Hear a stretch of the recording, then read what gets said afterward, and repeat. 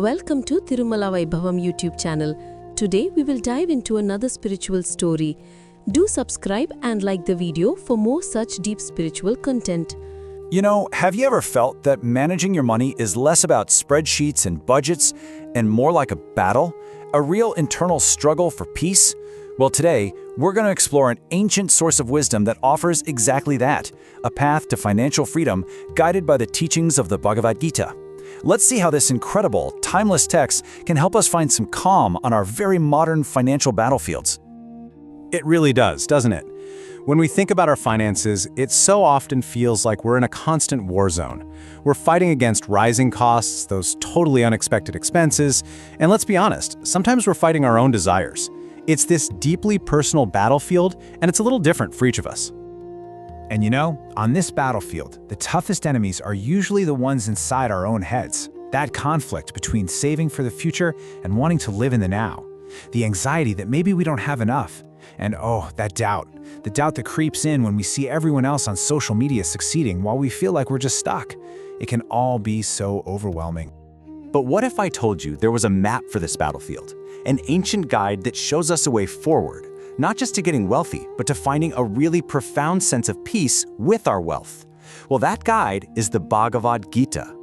This single verse, right here, is the foundation for everything we're about to talk about. It basically teaches us to focus on our actions, our work, our saving, our investing, and to do them with all our heart and integrity. But, and this is the key part, to release our attachment to the specific results. This is the first huge step toward real inner freedom.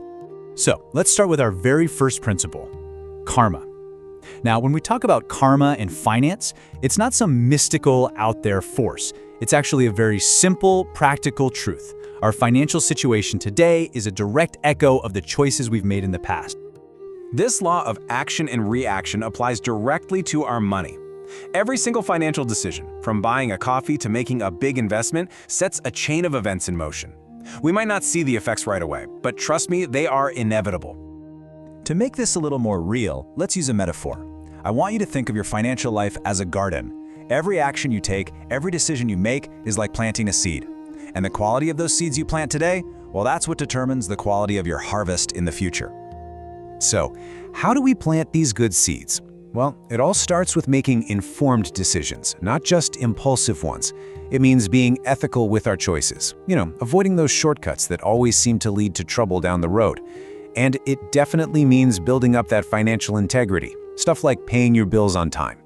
These are the seeds that grow into a stable, prosperous future. Okay, so planting good seeds is the first step. But the next question is, which garden are you planting them in?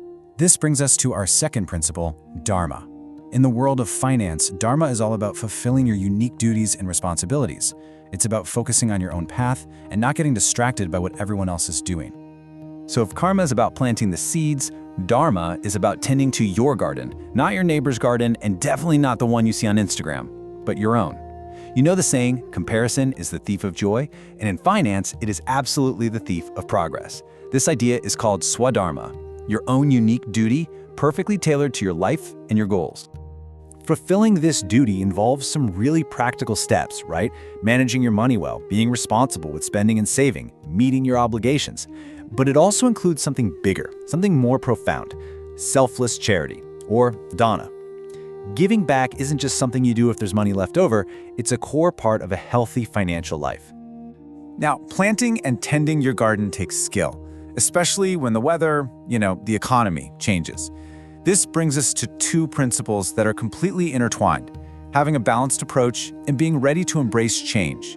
These are the tools of a true financial navigator.